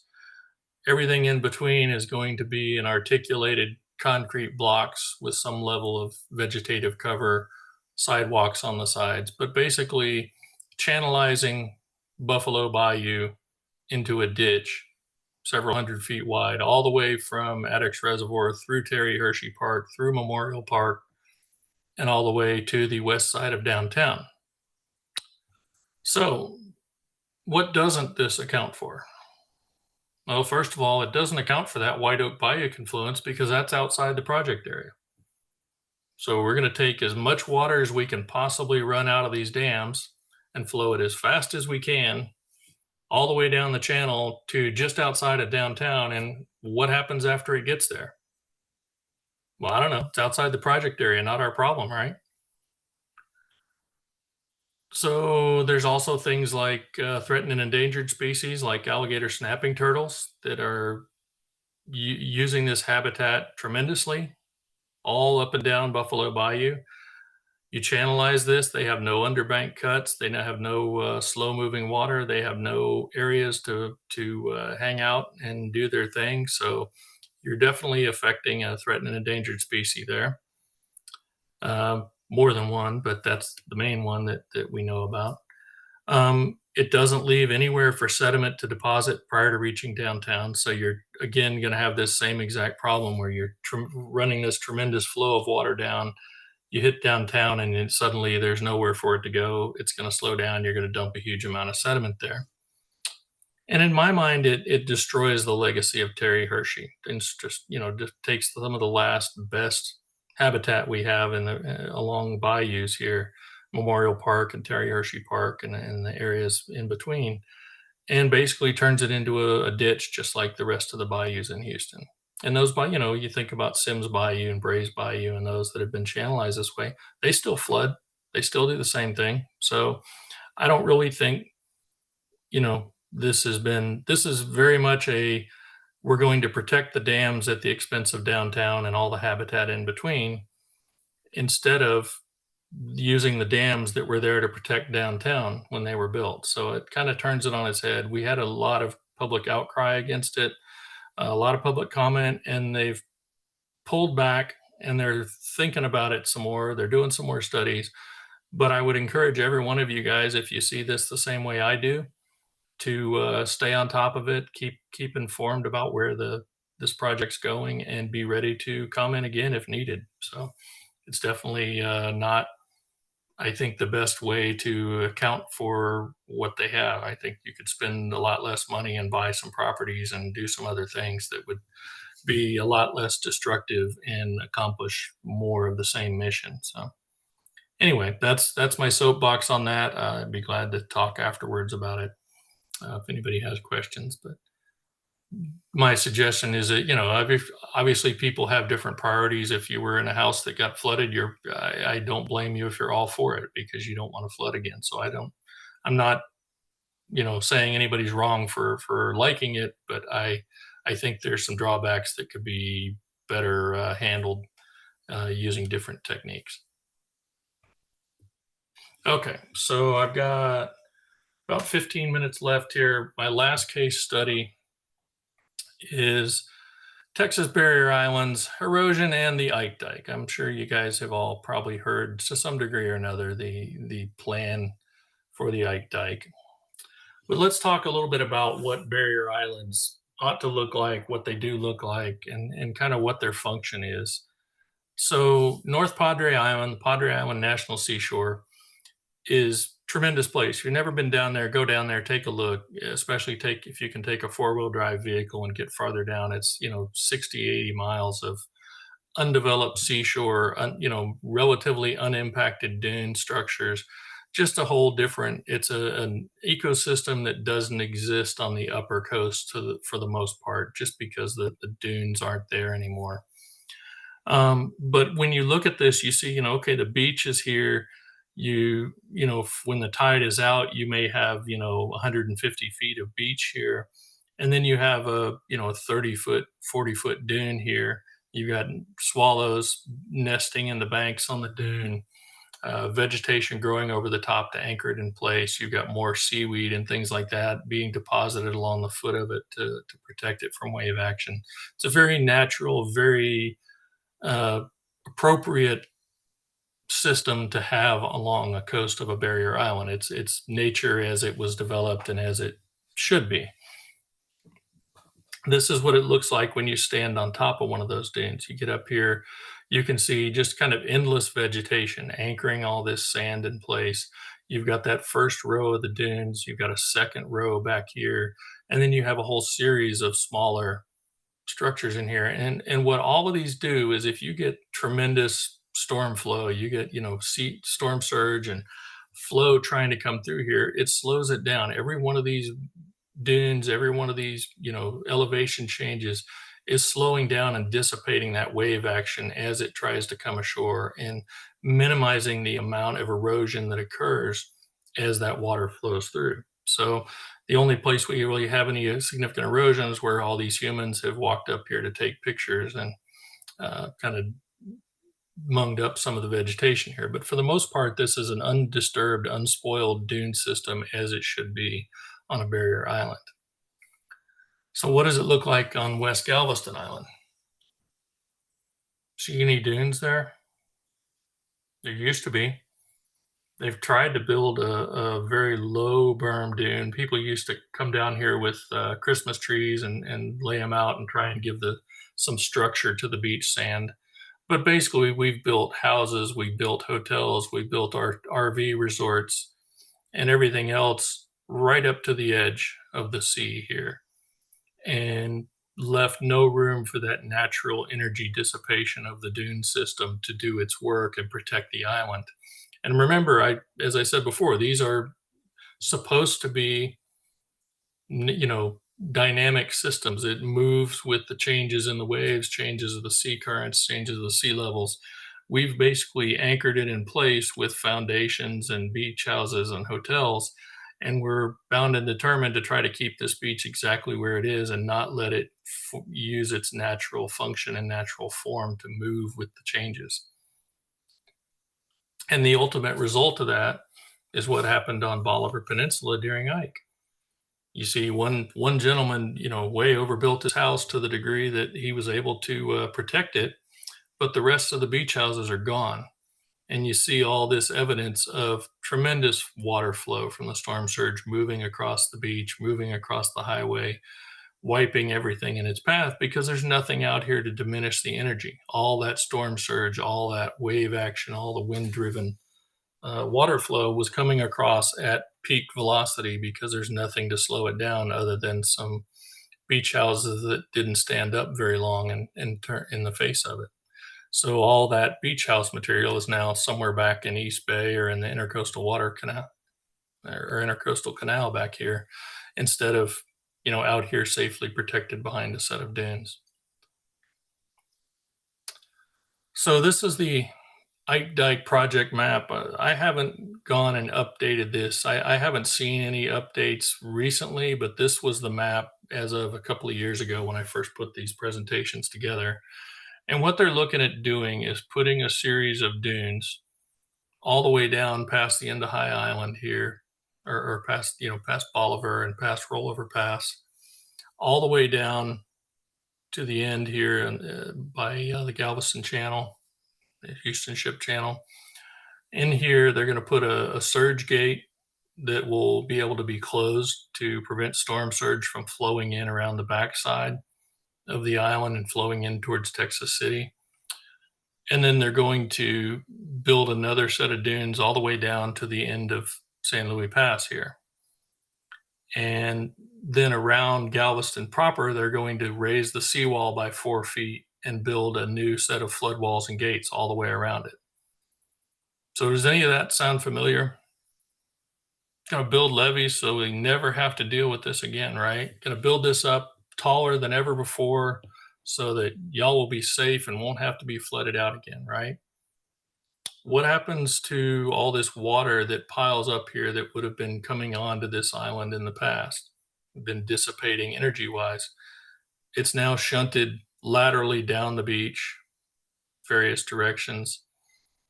And it's what happens down here. It's San Luis Pass, Chocolate Bay, our Chocolate Bayou petrochemical facilities, our Strategic Petroleum Reserve facility down here in Freeport. Well, that's outside the project area. All this water that would have been going across the island, maybe getting dissipated in energy if it had gone through dunes there, instead is being repelled by these dunes, flowing down to San Luis Pass. And, well, not our problem. It's outside the project area, right? So the other thing to look at, a couple other things, is this is the function of the dunes that they were going to do, right? The idea is to put 2 dune structures in. One is this 12-foot sand dune, no vegetation cover, just it's meant to be a sacrificial dune is the way they describe it. And then this back here is a 14-foot vegetated dune. So the idea is to dissipate some energy by eroding out this dune so that it doesn't take out this bigger 14-foot dune. So when you look at like 90 miles or so of 12-foot dune with a base, probably twice the width of the height, you're talking about somewhere around 7 million cubic yards of sand that we've got to come up with. And then when you look at a 14-foot dune that you're going to build behind it, that's probably like 10 million cubic yards of sand. So somewhere in the order of 17, maybe 20 million cubic yards of sand we got to come up with. So where's that going to come from? I mean, we can dredge it, right? But what are we doing to the offshore systems if we're taking that much sand out? If we pull it from dredge spoils along the ship channel, are we going to bring in contaminants like PCBs or heavy metals or dioxins that are coming out of Galveston Bay? What's that going to do to the channel structure? What's it going to do to the ecosystem out there? And then when we sacrifice this 12-foot dune, this 7 million cubic yards of sand to protect this dune in a hurricane, where is that 7 million cubic yards of sand going to go? Is it going to go completely plug up San Luis Pass? Is it going to go back into Freeport and plug the intercoastal waterway?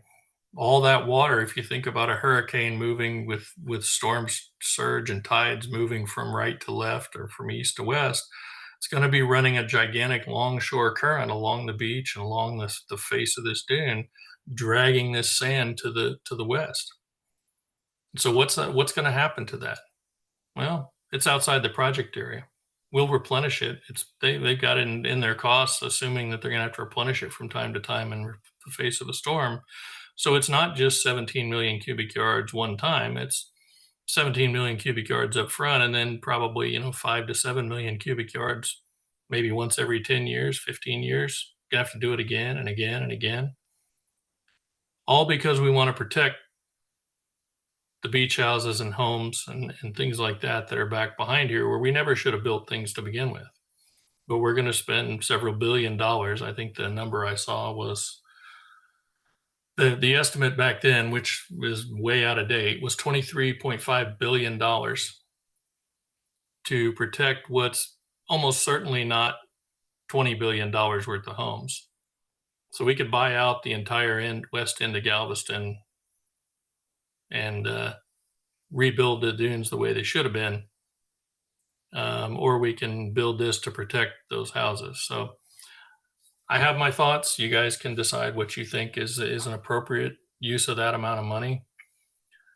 But then there's another health and safety and kind of a scary part of it for me, and that's this ring dike that they want to put as a flood wall all the way around Galveston. So basically from the causeway down here around off its bayou, they're going to put another floodgate here, a series of gates along here, and then build this all the way up along the seawall, all the way down past East Beach here, back to the back, and then back through the medical center, leaving the wharves and things like that outside, but putting the medical center and all the residential areas inside. And the idea behind this is, okay, we're going to wall off everything so water coming in from the backside can't get in here.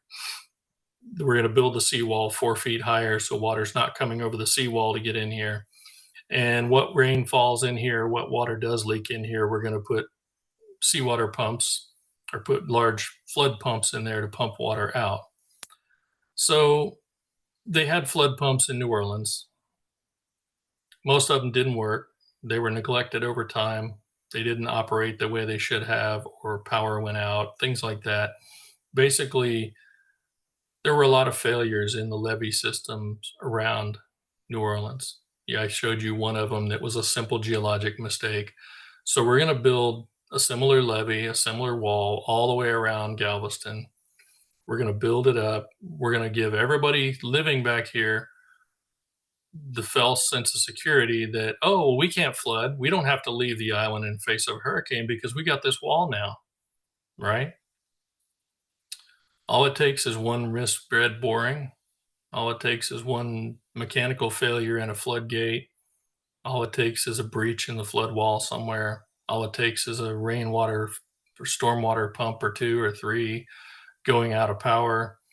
There's all kinds of things, but you start looking at this at the ground elevation, you're looking at 4 feet. So if we have a 15-foot storm surge or a 20-foot storm surge, you're talking about putting large areas of Galveston 10 to 15 feet underwater, potentially. And in building this, you've told everybody here and given everybody here this false sense of security that now they're protected. They don't have to evacuate. They don't have to worry about rising water.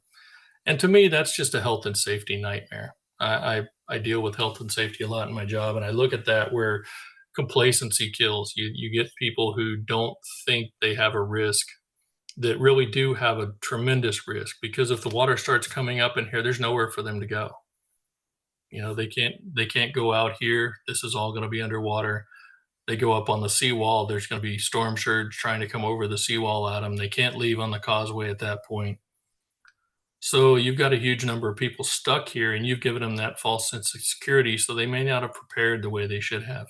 And so to me, I feel like it's a lot of money to spend for some solutions that have a proven history in other places of not being as foolproof as they might have been or might have been thought to be. So again, I'll let you be the judge and decide how you feel about it, but that's really my take on it. I'll leave you with a quote from Mark Twain that was passed along by John McPhee. Mark was talking about the Mississippi River Commission and the Mississippi River, and he said that 10,000 river commissions can't tame that lawless stream and cannot say to it, go here, go there, or make it obey. And John McPhee's quote was, when it comes to the Corps of Engineers versus the river, I'm betting on the river. And I have to say, when it comes to the Gulf of Mexico and the flood bayous around Houston, I'm betting on the water more so than what we have. So, but I'll be glad to take any questions. I think we're pretty much right at the end, but I do have a couple of slides here with some resources if anybody wants to. I'll send a PDF of these slides if you'd like, Michael, so you guys can distribute it if you want. But Yes, yes, please. but there's some links here. You can get geologic maps. One of the great things to do when you're driving across anywhere is get a roadside geology book. They make them for just about every state. And you can look up the highway you're on and it'll tell you what geology you're looking at. It's just a cool way to pass the time while you're traveling. You can find soil survey maps at the USDA's Natural Resource Conservation Service, or you can find them a lot of times in your local library. And then just a couple other things. The Water Development Board has regional flood plans and state flood plans available online. This was the website. I didn't check to see if this is still active, but this was where they had their study of Buffalo Bayou. And then this was a A&M Galveston website on the Ike Dike. And then the book I mentioned a couple times was Control of Nature by John McPhee that you can get on Amazon or other bookstores and libraries. So. Otherwise, thank you for the opportunity to talk. If anybody has questions, I'd be glad to stick around, but it's up to you guys. There are no questions in the chat at the moment. So we don't want to impose on your time any more than we have already. We do appreciate you giving us a couple of hours on a Thursday evening. No problem. Thank you. Yeah, I think it filled, I remember from last year, it filled me with lots of questions. And I think that was the point. Yeah, well, and that's why I say I don't have all the answers, but I like to, I just like to encourage everybody to get involved in these projects and think through them. So thank you guys again for letting me do it. Yeah, many kudos on the chat for the talks and the geologist jokes. We got one person that appreciated the geologist jokes. So yeah. Thank you and have a good evening. Stay warm. All right. Y'all too. Have a great one. Thank you. For everyone still on the call, just a quick reminder, turn in your VMS hours for this. Don't get behind on those. Our next presentation is the 27th of February. Also a Zoom call, and it's going to be on citizen science projects. I think they're actually calling them community science projects now, but same thing. Craig Hensley is going to join us and present. Same format, 2 hours on the 27th. Everyone have a great weekend. There's lots of volunteer opportunities, things to do this weekend since you don't have to go to class. Some of them are even inside, so you don't have to get wet. We will see you soon. Thanks to all. Thanks, Michael. Thank you.